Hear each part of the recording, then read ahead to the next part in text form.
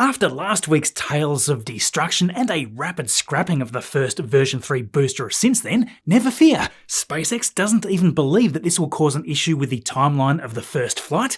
Well, amazingly, we have already seen the assembly of the next Super Heavy underway, so lots to dive into here today. It blows my mind how fast they move, and along with that, of course, a busy week of launches and updates, including a huge mishap with the Baikonur launch site after the MS-28 launch. What happened there? Okay, Niall, we can see you coming down the ladder now. Hey, Mark S. House with you here, and there is just so much to talk about with Starship this week. After the chaos that ended last week with the demise of the first version 3 Super Heavy Booster 18, we left you with SpaceX trying to figure out the best way to bring down the now dangerous booster without risk to the team involved, or the Massey's test site, which has been undergoing the rapid rebuild for months. Indeed, SpaceX needed to safely prepare the vehicle for scrapping, although it was disappointing to see Booster 18 suffer this anomaly during the ambient gas pressure testing. What we've been able to learn about the version 3 design because of this has been incredible, so silver linings, right?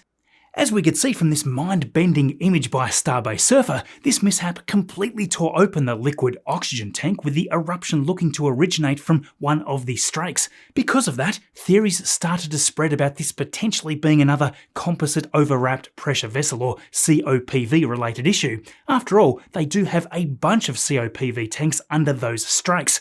Well, thanks to some very incredible photos from RGV aerial photography taken the day after, we've got a lot to explore, and I tell you, if you really love everything that we talk about, supporting what they have been doing over here for years is so awesome, of the many helping out on Patreon.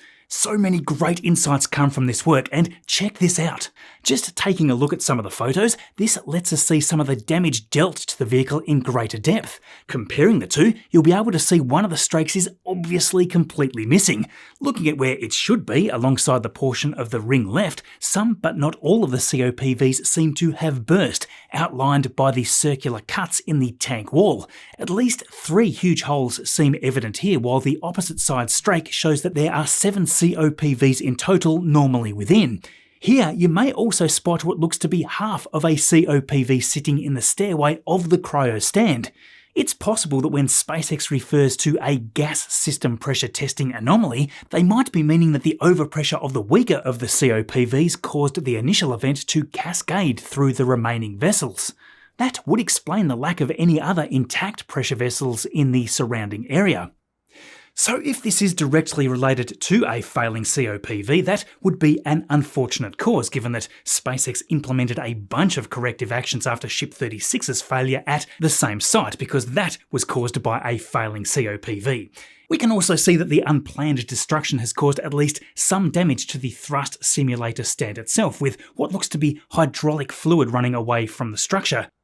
Take a look at the vehicle itself though. During the flight, they managed to take a shot right at this incredible angle. Yes, we could literally see right into the bottom of the booster, with the light streaming in to allow us to see the massive inner transfer tube and the engine bay plumbing here that would have eventually led to the 33 Raptor 3 engines. Well, not anymore I guess, but we can now see the intricate design network of these lines that run everywhere here. If you look closely, you can even see that whatever caused the incident also managed to rip a rather big hole into that transfer tube. Given that the outer skin of the booster was no longer providing any real support, the transfer tube, even with that hole, was able to give the support needed to keep the entire thing standing, which is pretty darn impressive. Now, if we compare it to the aft section of the previous generation Booster 17, it really is quite incredible the differences between these generations. The version 3 has additional plumbing to feed the engine electricals to the tank wall, and then of course we have the new radial tank, which has individual pipes routed to all the 13 centre gimballing engines. At the start of the week, the crew began preparing to remove this from the site. We first saw them tying the open parts of the liquid oxygen tank together to stop it from moving in the wind, which it had been doing. With that clear hazard out of the way, next the LR11000 crane was hooked up to the booster to give it more support. Starship Gazer was watching right here when they started cutting out chunks between the oxygen and methane tank, and all that slicing was finished later in the evening. The crane lifted the majority of the methane tank together with the hot stage ring up and away, placing it on the ground soon after for a more brutal ending. Indeed, it would now be safely and easily cut into sections to be moved off-site. So, with the fractured liquid oxygen tank including the intricate aft section now by itself, the crane was attached to that for the next step. Starbase Surfer's view here shows that debris shot through the sides of the booster as well, so yeah, although we still have no detailed confirmation from SpaceX on what caused this, you can quite obviously see here that the centre line of the tank wall hole does seem to be in line with one of the strakes. Looking at the other strakes twisted up in the event, you can clearly see these COPVs packed within. Next up, SpaceX had cut the oxygen tank and lifted out the top half. This was great because we could see much more detail of the inner transfer tube. As most of the common dome was cut away too, we could even see the vortex baffle right at the top. That is installed so that the propellant in the tank doesn't create a huge vortex like you would see if you drain a bathtub or kitchen sink. Just imagine how much damage that could cause with something of this colossal size. These photos also nicely showcase all of the internal stringers due to the weld marks. Added to that, the external stiffeners, and on top, the big bellow. That's critical since the liquid methane in here will keep the steel at a very different temperature compared to the main tank wall. The liquid oxygen drains rapidly in flight, so this would all be much warmer, not to mention everything heating up quite a lot during its rapid re-entry. The same goes for propellant loading, where the transfer tube is filled first with liquid methane long before the liquid oxygen is fully loaded. Pretty impressive that this transfer tube held up everything above after this anomaly. Shaun's images here even show that this sustained several exit holes as well, showcasing just how valuable those stringers on the inside and the extra stiffeners on the outside have been. Thanks for watching along and helping us pick up these views. As you can imagine, it takes a bunch of time, equipment and effort, and you give us the ability to go out and pick all this up for you. It's a wild ride every week, so we're super grateful to have you subscribed here so we get to keep doing it. Of course, the team were soon cutting into that transfer tube to bring it all down further. After having removed another small piece, the next move was to hook up the crane while the team removed the strake covers and more of the COPVs so that they could easily cut up the remainder of the liquid oxygen tank. Yes, it is a shame to see this brand new booster already scrapped, but the Massey's test site here is for such testing after all. Certainly better to find faults now rather than when explosive propellant is loaded. SpaceX posted over the weekend saying that they do plan to have the next version 3 Super Heavy stacked in December. They even say here that this would still have them on track with ground system progress and ship testing. They added that Flight 12 remains targeted for the first quarter of 2026 as well, so it doesn't seem like the impact will be huge considering that they still have plenty of work to do at the launch site and in testing the upper stage. So this activity doesn't stop at the Massey site. Over at Pad 1 this week, we can see that all that remains of the orbital launch mount are the tiny stubs near the bottom of the legs where they were cut and split the week before. The larger parts were being cut down into manageable sized parts that could then be hauled away by truck over here. Now with the launch mount gone, that was really the easy part. Once they remove the deluge plate beneath the launch mount, there is a 4-meter concrete and steel reinforced pile cap surrounding the pad that workers will have to chip at and break away, beautifully depicted here by Ryan Hansen Space. Below this there are a bunch of piles which go 35 meters deep into the ground. It is possible that SpaceX could try to use those piles, or at least some of them, in their new foundation, but it is probably more likely that they will mostly need to be drilled out and redone, which will be no easy task. Looking further up the tower, we left you last week with the left arm having had its catch rail removed and its arm cut short. Well, this week both rails have been removed, with the second rail sitting over here. The first rail removed had already been cut to its new length as seen in this flyover, and just a few days later on Tuesday, workers were back to cut the second arm, and that's it. Now we have 2 chopped sticks. Now if we take a look at the tank farm this week, all of the methane subcoolers and associated pipework are removed. The 3 pill tanks and the 2 vertical water tanks for the detonation suppression system have also left the site. The cryo tanks positioned over here, which held methane that was returned from Pad 1 into the recondenser system, have also been completely disconnected, and they should disappear from here soon. Now, before we head over to pad 2, I just want to hop over to the air separation unit for a moment because check this out. The concrete foundation for what we believe is the location for the compressor is poured and cured. This is where we saw the piles previously drilled. Now that the pile driller has finished that job, it was simply being deconstructed over here. The next step was now to begin filling it in with the same glass gravel that was used around the rest of the site. With that, they are capping the top in anticipation of the heavy equipment arriving, which is currently being stored at the port. Now at the new Pad 2, the most anticipated event this week was by far the installation of the ship quick disconnect arm. We've been organising some new gear so that Shaun can bring in even more views like this. As you can imagine, there's a lot of paperwork involved in doing what we do so that we can get these videos together. All of those sign-offs and approvals can cost a bunch of time. Well, not so much with the help of Odoo, the all-in-one business management platform. They have a range of applications such as Project, Sign, Website, and CRM to help you manage your business easier. For an embarrassingly long period of time, I was just making PDFs and sending them manually to have people sign or scan them and then send them back. With Odoo's Sign application though, you can automate all of that and get necessary documents signed online in just a few clicks.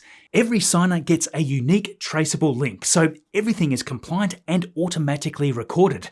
I can just upload a prepared agreement document like this very official agreement here. I spent a bunch of time on this one and I can then drop in signature boxes, name fields and whatever I need for the purpose of this agreement. Of course, you can also make any element mandatory if needed. Now you may just want one person to sign or a number of people and all this is possible. You can even set up automatic reminders so that everybody involved gets notified if something is missed. Signatures can be typed, drawn with a mouse or finger, or they can even upload a scan if that is what they would prefer.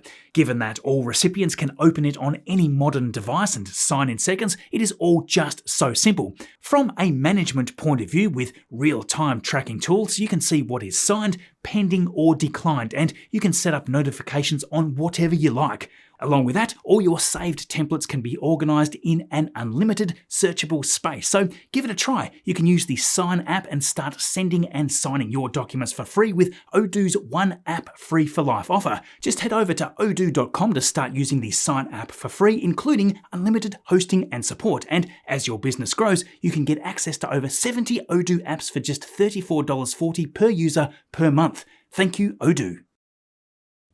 Okay, so back to the installation of the ship quick disconnect arm. The LR11000 crane was rolled over and before we knew it, the lift had started, soon to be rotated over to its final orientation. They didn't actually begin installing it until the sun rose the next day. The crane disconnected in the afternoon and amazingly, the arm had already begun to move for the first time shortly after. Fast forward another day and we could see that they had installed the main actuator as well. The rotating extension for this has been getting outfitted with all its various manifolds since then. Now down here you should also notice that the back hood for the liquid oxygen booster quick disconnect has been reinstalled since its removal. They've added steel plates to fill that gap that we saw previously, so this is looking much better now. Heading up the road to the production site, within the Sanchez area we could see all the work that had been underway to get the second transport stand ready for the version 3 boosters. This now has 13 of its arms installed.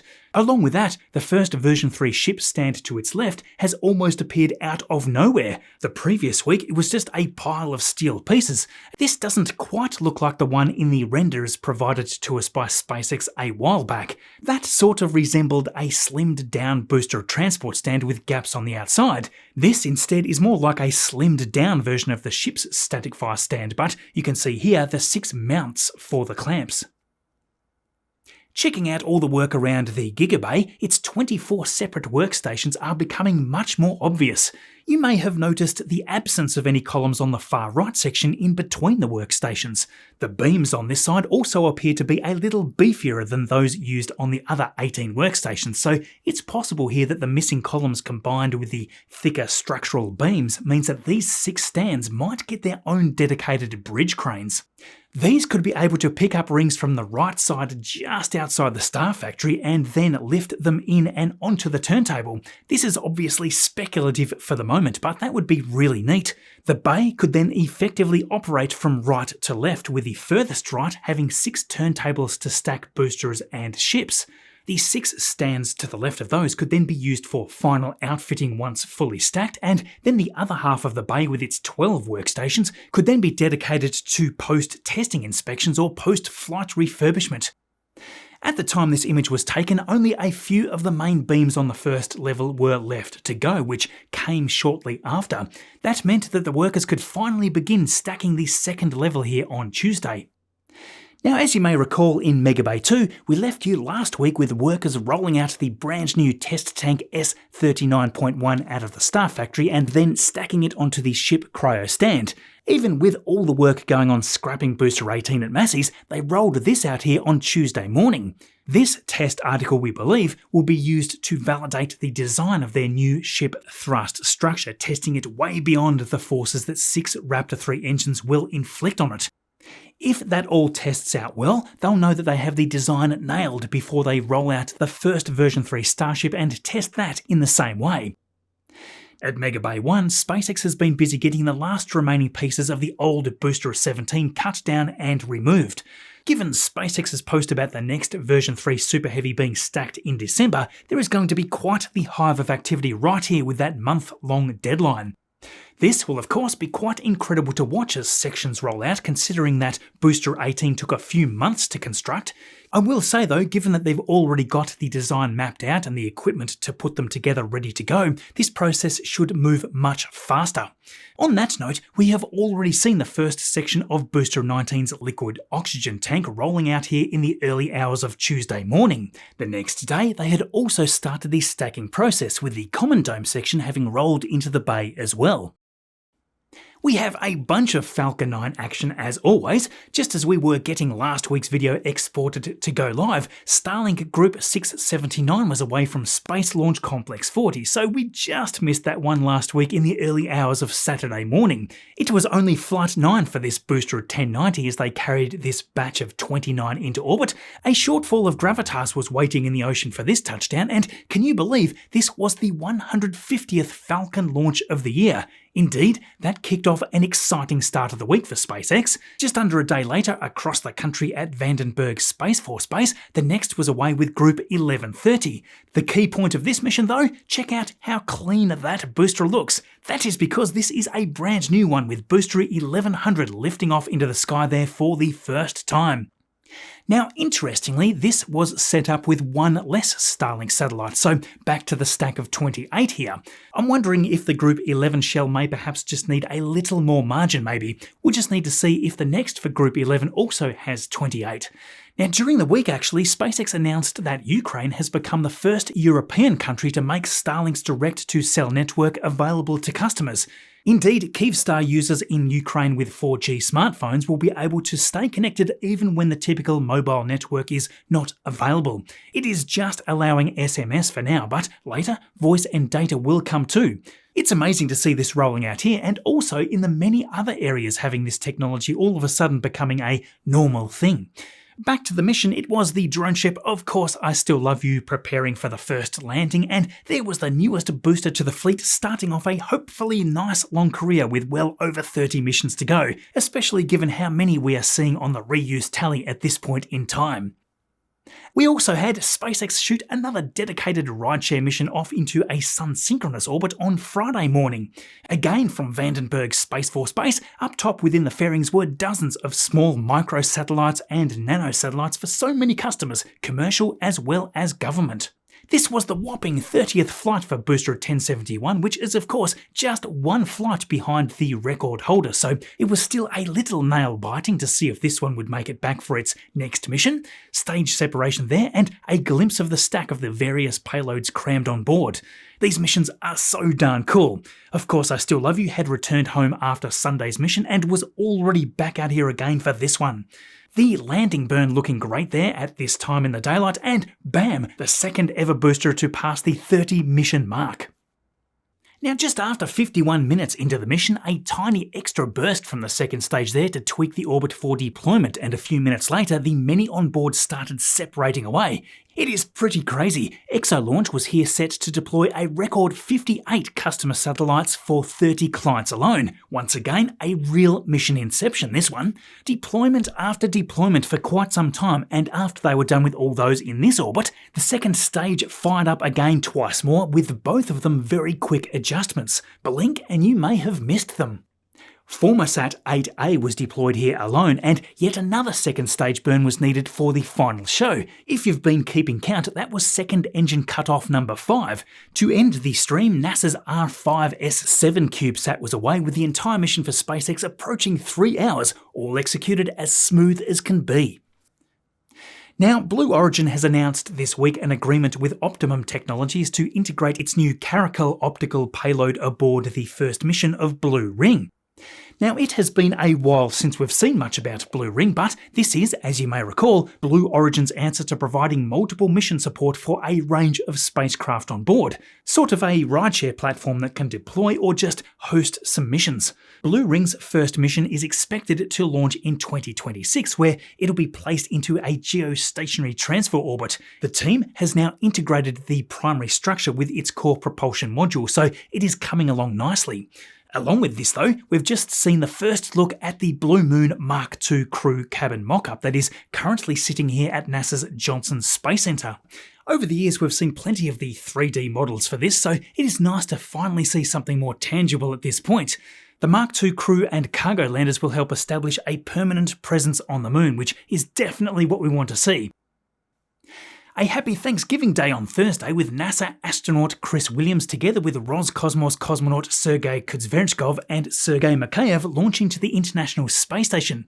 The launch itself from Baikonur, all pretty routine of course, but not so for the launch site. After the liftoff, the huge maintenance cabin that sits underneath the Soyuz was damaged. Well, not so much damaged, it appears to have been liberated from its location here and ended up falling into the flame trench.